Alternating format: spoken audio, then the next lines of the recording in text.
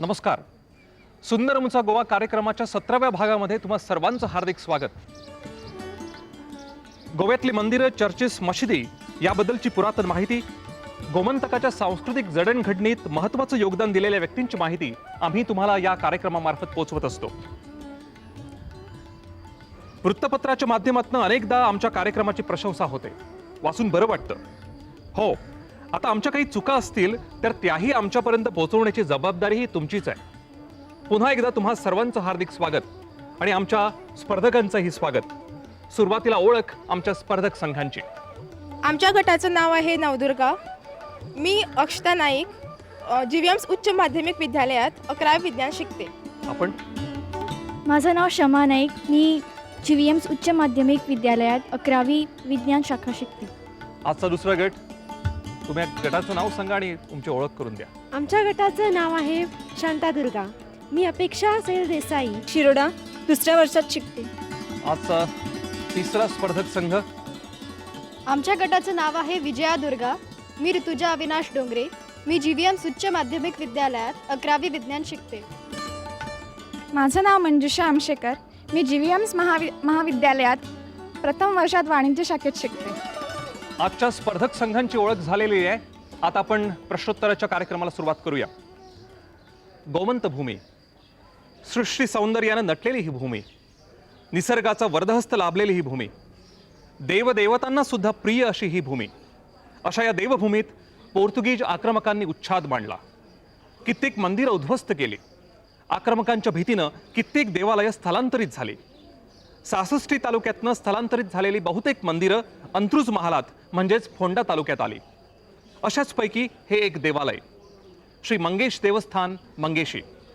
आज गोव्याच्या पर्यटन नकाशावरती दिमाखानं झळकणारं वैभव संपन्न असं मंगेशीचं मंगेश देवस्थान. आता प्रश्नोत्तराला सुरुवात करूया. माझा पहिला प्रश्न नवदुर्गा गटासाठी. मी मागाशी सांगितलं की पोर्तुगीजांच्या धर्म उच्छादानंतर कित्येक देवालय या अंत्रुज महालात स्थलांतरित झाले. हेही देवालय स्थलांतरित आहे. माझा प्रश्न आहे, श्री मंगेशाचं आद्य स्थान कोणतं? कुशस्थळ. आता त्या गावाला किंवा त्या स्थानाला काय म्हणतात? कुठ्ठाळी. उत्तर अगदी बरोबर आहे. तुम्हाला या बरोबर उत्तरासाठी 10 गुण देण्यात येत आहेत. श्री मंगेशाचं आद्य स्थान कुशस्थली म्हणजेच आजचं कुठ्ठाळ या गावी होतं. अघनाशिनी म्हणजे जुवारी नदीच्या पवित्र तीरावर श्री मंगेशाचं भव्य देवालय होतं. माझा आजचा दुसरा प्रश्न शांतादुर्गा गटासाठी. तयार आहात का? कुशस्थलीहून म्हणजेच कुठ्ठाळहून या देवालयाचं स्थलांतर इथे म्हणजे प्रियूळ गावात झालं. ते इसवी सनाच्या कोणत्या साली झालं? 1560. उत्तर अगदी बरोबर आहे. तुम्हाला 10 गुण. इसवी सन 1560 सालामध्ये कुठ्ठाळहून हे दैवत इथं आलं. हा गाव प्रियोळ. मंगेशाच्या आगमनानंतर हा इथला भाग मंगेशी वाडा झाला. इसवी सन 1560 सालामध्ये जानेवारी ते एप्रिल या कालावधीत हे स्थलांतर झालं असावं असा पुरावा सापडतो. माझा आजचा तिसरा प्रश्न विजयादुर्गा गटासाठी. All the best. Shri Mangesh देवाचे या ठिकाणी कोणत्या दिवशी म्हणजे कोणत्या तिथीचं आगमन झालं याचा तसा कागदोपत्री पुरावा नाही. पण श्री मंगेशाचं या ठिकाणी आगमन झालं तो काला म्हणजे कालोत्सव दिवस ठरला. श्री मंगेशाचा काला उत्सव दरवर्षी कोणत्या तिथीस साजरा होतो? माघ पौर्णिमा. कार्तिक. उत्तर चुकलेलं आहे. उत्तर चुकलेलं आहे. हाच प्रश्न नवदुर्गा गटासाठी जातोय. बरोबर उत्तरासाठी तुम्हाला 10 बोनस गुण. माफ करा, 5 बोनस गुण. कार्तिक शुक्ल द्वादशी. उत्तर बरोबर आहे. कार्तिक शुद्ध द्वादशी या तिथीला हा इथला काला उत्सव साजरा होतो आणि तुम्हाला या उत्तरासाठी 5 अतिरिक्त गुण, 5 बोनस गुण. माझा पुढचा प्रश्न तुमच्यासाठी. 1 मे 1560च्या आधी कुठ्ठाळवरून श्री मंगेश प्रियोळ गावी स्थलांतरित झाल्याचा पुरावा मिळतो. पण यानंतर जवळजवळ 3 महिन्यांचा काळ गेल्यानंतर या देवाच्या महाजनाने श्री मंगेशाची विधिवत इथे प्रतिष्ठापना केली. ती तिथी कोणती?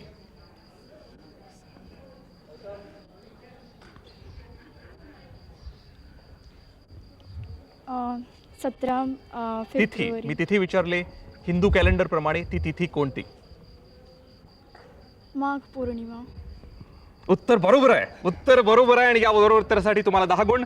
माघ पौर्णिमा या दिवशी इथे या देवाची विधिवत प्रतिष्ठापना केली, त्याच दिवशी इथे मोठा आणि प्रसिद्ध असा रथोत्सव पण साजरा होतो. माझा पुढचा प्रश्न शांतादुर्ग गटासाठी. पोर्तुगीज नोंदी बघितल्या तर कुठ्ठाळमध्ये हे देवालय अत्यंत वैभवात होतं याचा पुरावा सापडतो. अर्थात इथेही हे वैभव आपल्याला दिसतं. कुठ्ठाळमध्ये या देवालयाच्या मालकीच्या जमिनी, बागायती, कुळागरे असं बहुत काही होतं. सोन्या चांदीचे दागदागिने, भरजरदी रेशमी वस्त्रे होती. या देवालयाच्या भल्या मोठ्या घंटा चांदीच्या साखळदंडांनी टांगल्या होत्या असाही उल्लेख सापडतो. देवालयाचा कारभार बघण्यासाठी कुठ्ठाळ वासियांची एक ग्रामसंस्था कार्यरत होती. संबंध गोव्यामध्ये अशा ग्रामसंस्था कार्यरत होत्या. पोर्तुगीज आल्यानंतर सुद्धा या ग्रामसंस्थांचं काम तसंच चालू राहिलं. माझा प्रश्न आहे, या ग्रामसंस्थांचं नाव काय पोर्तुगीजमध्ये? कमलादीन. थोडंसं अस्पष्ट होतंय, जरा स्पष्ट उत्तर सांगा. बरोबर आहे. कौमुलादीन. उत्तर अगदी बरोबर आहे. कोमुनदाद या संस्था पूर्वीही कार्यरत होत्या, ग्रामसंस्था म्हणून कार्यरत होत्या आणि पोर्तुगीजांच्या काळानंतर कोमुनदाद या संस्था आजही कार्यरत आहे. सहकारी शेतकी सोसायटी अशी यांची व्याख्या करता येते. प्रश्नोत्तराचा उर्वरित कार्यक्रम पुढे नेण्याआधी श्री मंगेश देवस्थान अंतर्मुसा गोवा कार्यक्रमात पुन्हा एकदा तुम्हा सर्वांचं स्वागत. आता आम्ही प्रश्नोत्तराची फेरी सुरू करूया. माझा पुढचा प्रश्न विजयदुर्ग गटासाठी. शके 1482 म्हणजेच इसवी सनाच्या 1560 सालामध्ये हे देवालय इथं आलं. 1561 सालामध्ये या देवालयाची जमेल तशी बांधणी झाली आणि नंतर 3दा या देवालयाचा जीर्णोद्धार झालाय. माझा प्रश्न, प्रथम कोणत्या साली आणि दुसऱ्यांदा कोणत्या साली या मंदिराचा जीर्णोद्धार करण्यात आला?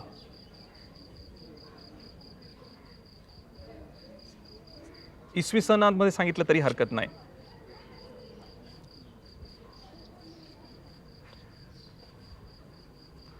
नाही, तुमची वेळ संपलेली आहे. हाच प्रश्न पुढच्या गटासाठी जातोय. या उत्तरासाठी, बरोबर उत्तरासाठी 5 अतिरिक्त गुण. पहिल्यांदा आणि दुसऱ्यांदा असा 2दा हा प्रतिष्ठापना महोत्सव किंवा जीर्णोद्धार कधी झालाय? 17 फेब्रुवारी 1973. तुम्ही तिसऱ्यांदाची तारीख सांगितली. पहिल्यांदा आणि दुसऱ्यांदा उत्तर चुकलेलं आहे. हाच प्रश्न पहिल्यांदा 1744 बरोबर व दुसऱ्यांदा 1890. उत्तर अगदी बरोबर आहे. उत्तर अगदी बरोबर. या उत्तरासाठी 5 अतिरिक्त गुण. शके 1966 म्हणजे इसवी सनाच्या 1744 सालामध्ये, तसंच दुसऱ्यांदा शके 1892 म्हणजे इसवी सनाच्या 1890 सालामध्ये आणि तिसऱ्यांदा शके 1894 म्हणजे इसवी सनाच्या 1973 सालामध्ये या देवालयाचा जीर्णोद्धार झालाय. आधीच्या देवालयाचे फोटो सुद्धा देवस्थानच्या दप्तरात उपलब्ध आहे. माझा पुढचा प्रश्न नवदुर्गा गटासाठी. प्रश्न नीट ऐका. आपण या देवळात गेलात तर मंगेश देवाचं दर्शन होतं. त्याचबरोबर इतरही देवतांचं म्हणजे श्री मंगेश देवस्थानातील परिवार दैवतांच्या मूर्ती आपल्याला पाहायला मिळतात. यातील कोणत्याही 3 देवता सांगा. श्री सातेरी व भगवती. नंदिकेश्वर. वीरभद्र. उत्तर बरोबर आहे. उत्तर बरोबर आहे. श्री नंदिकेश्वर, श्री देव शर्मा, श्री कालभैरव, श्री शिवशर्मा, श्री गणपती, श्री भगवती, श्री लक्ष्मीनारायण, श्री सूर्यनारायण, श्री गरुड, श्री मुळकेश्वर, श्री सातेरी आणि श्री वीरभद्र ही मंगेशाची परिवार दैवत. आणि या बरोबर उत्तरासाठी तुम्हाला 10 गुण. माझा पुढचा प्रश्न शांतादुर्गा गटासाठी. पोर्तुगीजांनी 16व्या शतकात जवळजवळ 600 मंदिरं पाडली असं तेव्हाचा सरकारी दाखला सांगतो. ही यादी अपूर्ण आहे असंही त्यात म्हटलं आहे. गोमंतकात हिंदू आणि ख्रिश्चन समाजामध्ये भावनिक एकात्मता वसत आहे. एकमेकांच्या देवांना भजण्याची परंपरा इथे निर्माण झाली आहे. कुठ्ठाळ साखळमधले कित्येक ख्रिश्चन आजही बंगेशीच्या देवीचा कौल घ्यायला येतात. याच पंचक्रोशीत आणखी 2 स्थलांतरित मंदिरं आहेत. ती कोणती? शांतादुर्गा. याच पंचक्रोशीमध्ये आणखी 2 स्थलांतरित देवालय आहे. ती कोणती? उत्तर चुकलेलं आहे. हाच प्रश्न तुमच्यासाठी जातोय.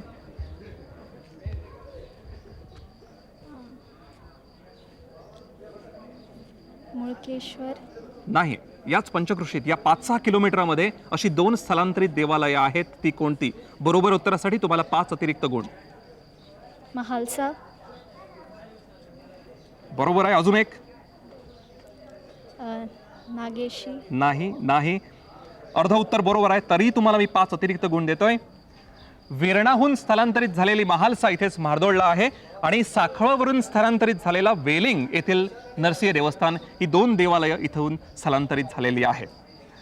माझा पुढचा प्रश्न तुमच्यासाठी आणि आजचा शेवटचा प्रश्न. गोमंत भूमी ही कलाकारांची खाण.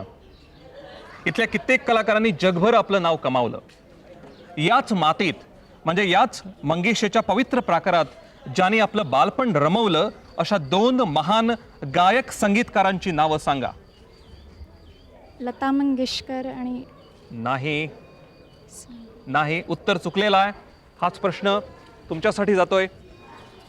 याच भूमीत ज्या 2 कलाकारांनी आपलं बालपण रमवलं अशा कलाकारांची नावं सांगा. गायक संगीतकार.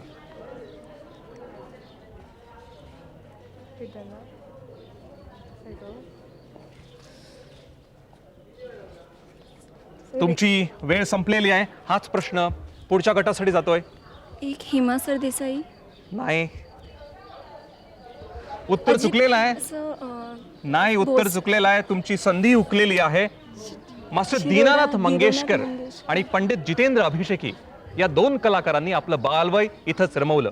आणि प्रश्नोत्तरांची फेरी इथे संपलेली आहे. शेवटी आपण गुणांकडे वळूया. नवदुर्गा गट तुम्हाला 35 गुण मिळालेले आहेत.